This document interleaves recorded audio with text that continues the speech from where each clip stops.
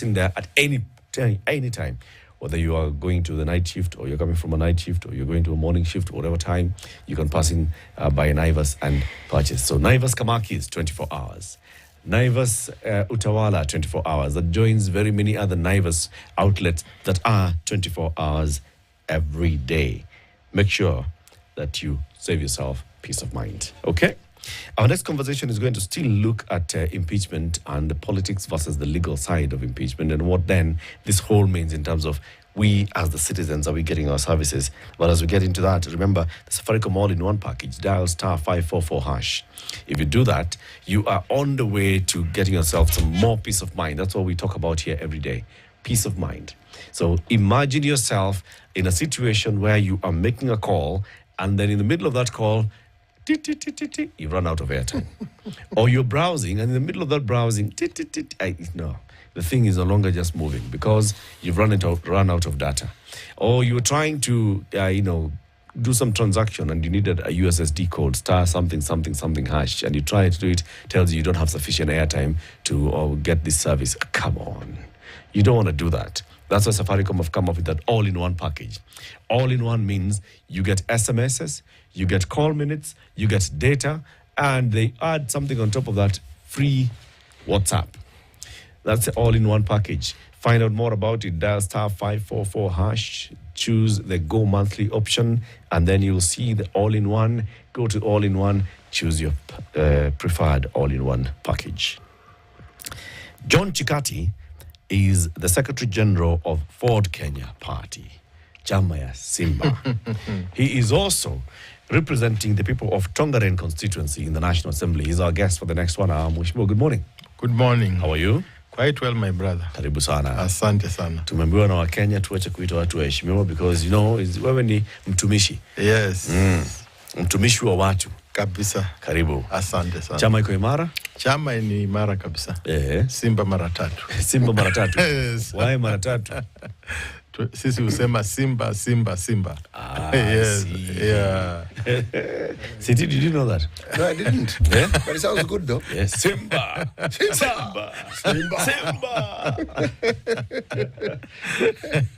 Ford Kenya. Yes. All right. So, karibu sana. Siti will welcome you with the day's proverb. But before he gives you the proverb, he'll tell you something about the Aga Khan University Hospital. You know the Aga Khan University Hospital? Yes. Right? So, Aga Khan, the one at on Limuru Road, that's the main facility. Right. They also have very many other outlets, and I'm sure you've seen other outlets in your neighborhoods. 53 of them. But more than that, they even say, with Aga Khan, you get home-based care. City. Tell them about home-based care. You know, the idea of taking ill involves you going to hospital and staying there. Aga Khan University Hospital is saying, no, that doesn't need to happen. We can take care of you at home. We can provide that care that you would get in the hospital at home. Okay? Yes. We can even test you for any condition that you may think you have at home. We will have the thing verified in our labs and we'll bring back the results to you. In addition to that, the Aga Khan University Hospital can ensure that you have professional care doing what they would do in hospital for you at home. Yes. And the thing that makes the Aga Khan University Hospital unique, the 53 outlets that we speak of simply bring healthcare close to you. So if indeed you do want to go and visit what you would call a hospital and get care within the hospital, the Aga Khan University Hospital has ensured that they are literally next to you now. Yes. But they've taken it further. They're at home with you. They will provide the home care you need, which is equivalent to the care that you would receive in a hospital. Right. Yes. Asante sana. Home-based care. Home-based care. Yeah. Yes. Okay, good. The proverb for this week? Yes, we are in the People's Democratic Republic of Algeria. Okay? Patience is the key to paradise. Patience is the key to paradise. Yes, that is the proverb. What do you think this proverb is telling us? What's the interpretation of it? Always patience is a gateway to many things. It is telling us about really avoiding to hurry. Decision making should be very careful. We as politicians, not entering into decisions and making decisions that you are not very sure of. So patience has always been beneficial to those who mind the fact that they should be slow in taking decisions in whatever direction. So take your time. Yes. Get through everything. Understand the ins, the outs, the pros, the cons. Weigh everything. The consequences, the likely benefits, the likely risks. Correct. Before you move. Yes. This is what basically you see this proverb is telling us. Yeah. Do you think our parliament does that? To some extent, yes. We take time to reflect on decisions we make. We take time to digest issues before making decisions. So yes, at times we do. Probably at times we've made things in a hurry, but at times we've been patient in making our decisions. Yeah. You're here today so we can look back at last week in the National Assembly. Yes. The matter of the impeachment, the historic impeachment of the Deputy President. As stipulated in the Constitution, brought to the National Assembly, members of Parliament spoke for an entire day about it and in the end took a vote. And many, 81, yes, voted to impeach the Deputy President. Yeah. When you look back at what was happening in Parliament on that day, do you think that members of Parliament were actually looking at considering all those things that you've said should be considered before a decision is made? The debate in Parliament on that day was based on individual decisions. Individuals had different reasons why they took that decision. Personally, I had some reasons which were not even among the 11 that were written. For example, the Deputy President is a classmate. We joined with him in the University of Nairobi in 1985 in September. We left in 1988. I have come to know him very well. He joined the government as a DO, and then I joined the NGO sector. So we've had a long way, and he's a person I know well.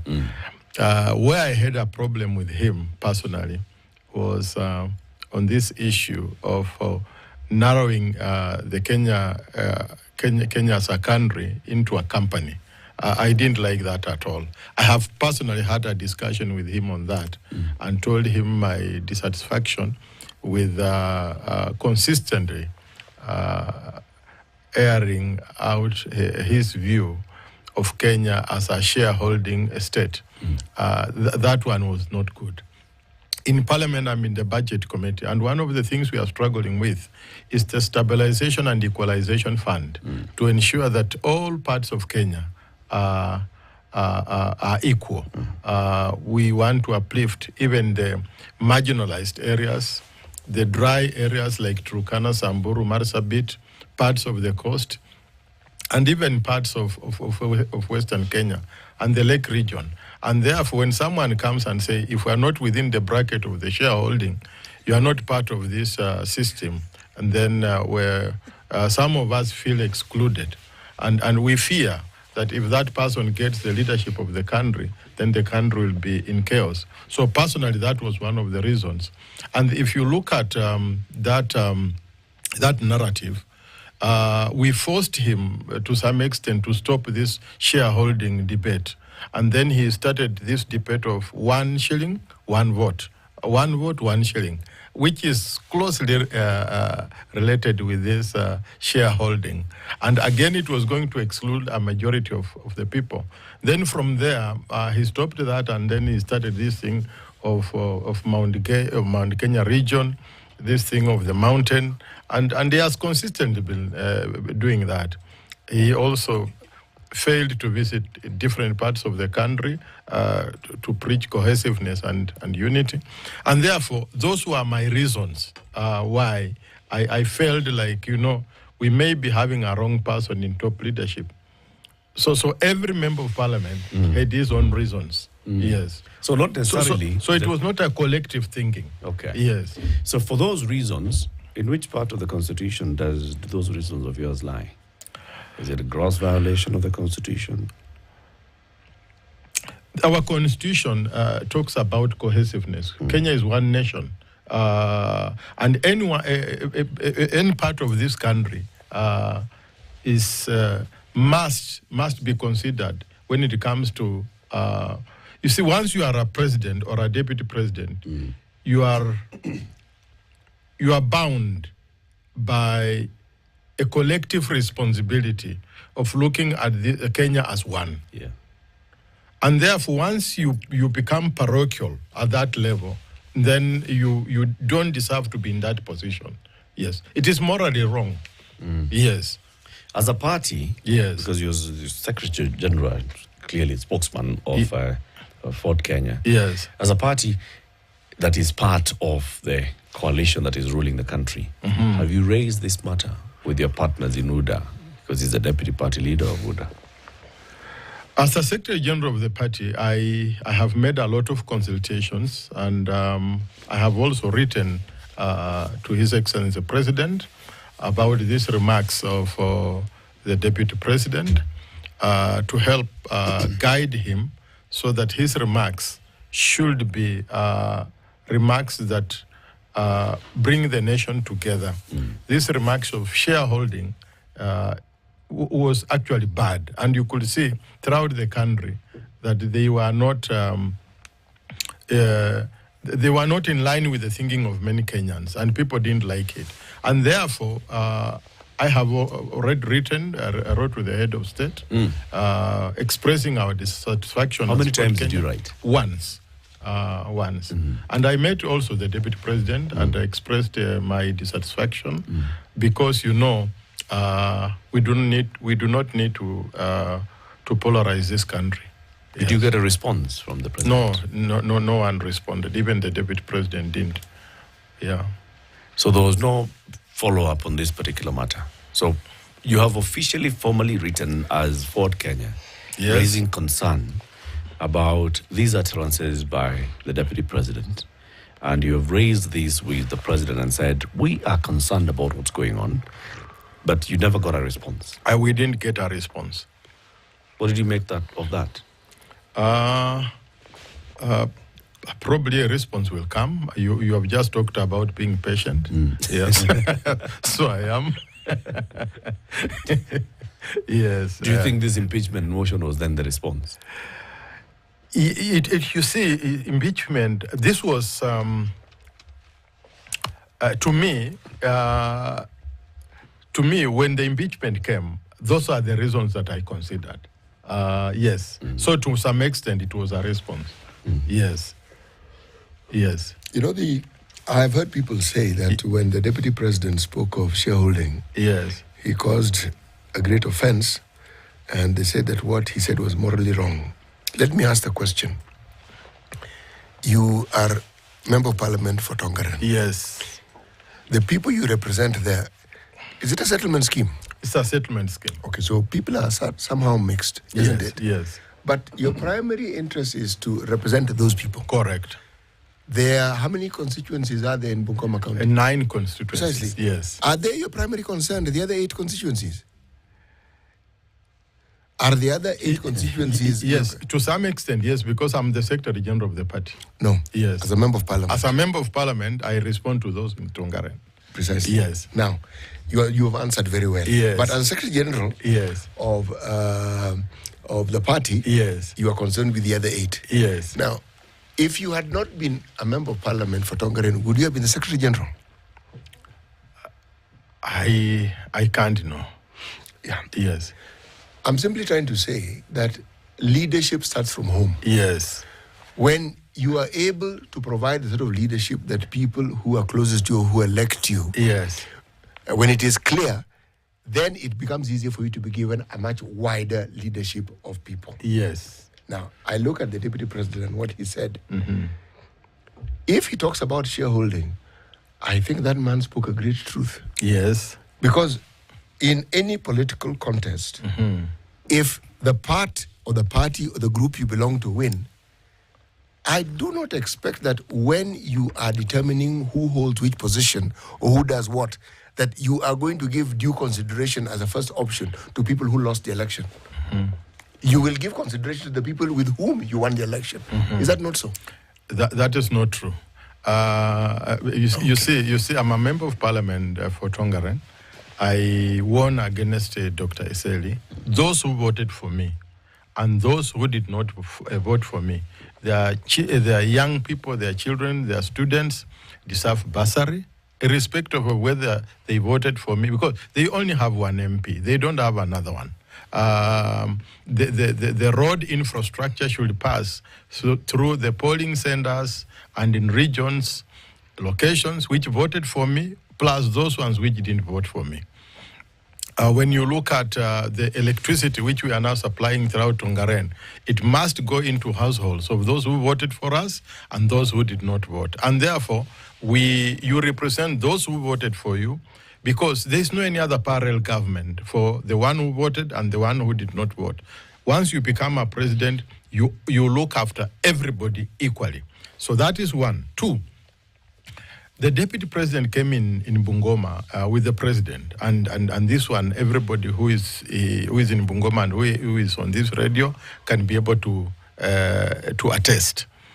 And Moses Wetangula, who is the Speaker of the National Assembly, requested the president for a number of roads to be done, a number of electricity programs, and quite a number of appointments to go to the people who by that time had not received.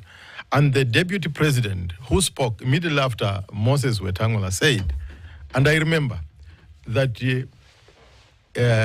this country is a shareholding company, and Bungoma has had it.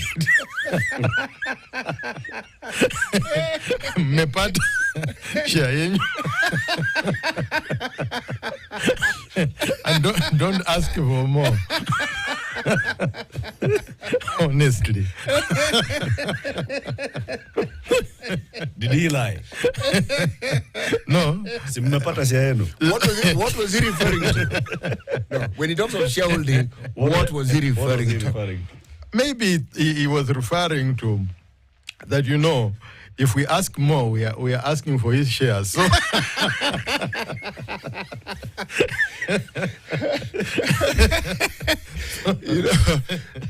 yes. Let me take you to the county governments of this country. And we look at the discussion that is normally had. Yeah. If the governor comes from one area of the county, yes, it is expected that his deputy will not come from that same area. Yes, yes. It is also expected that the Speaker of the County Assembly will also not come from that area, but from a different area. Correct. So far, am I getting this thing okay? Correct. Yes. Now, it is that understanding of a fair distribution of leadership positions within a county. Correct. And it's also understood that the second time around, there should be movement. People, meaning the grouping who had not gotten certain positions, should also now vie. It is understood. Yes. Yes. Yes. It isn't written anywhere, but it is understood. Surely, is that not a shareholding? It isn't. It's about, it's an ideology of leadership, fair distribution of resources. This is a human resource and material resources plus funds. It is not about shareholding. The moment we talk about shares, definitely we shall exclude those who did not. But be fair. Yes. Be fair, John. Yes. Even when the deputy president was talking about shareholding, yes, it's about appointments. Yes. Not about distribution of these other resources. The roads, even when he stood up to speak after Speaker Wetangula had spoken, he did not say Msipate Barabara. It's because Wetangula had said about appointments, some jobs that people should get. As we were saying, when it comes to jobs, my friend, Let me give you another example so that you know that what he meant was beyond the appointments. Yes. The MP for Mavoko, early this year there were a lot of demolitions in Mavoko. Yes. And I was with the MP for Mavoko. And he went to see the deputy president to intervene so that they can stop the demolitions in order to allow people to get out their property, their assets, so that they can maybe continue with the demolitions. And he met the deputy president, and then he asked the deputy president for support. And the deputy president, and I want you to ask the MP for Mavoko to come here for this interview. And the deputy president told him that his shares are with the Kalonzo Musyoka.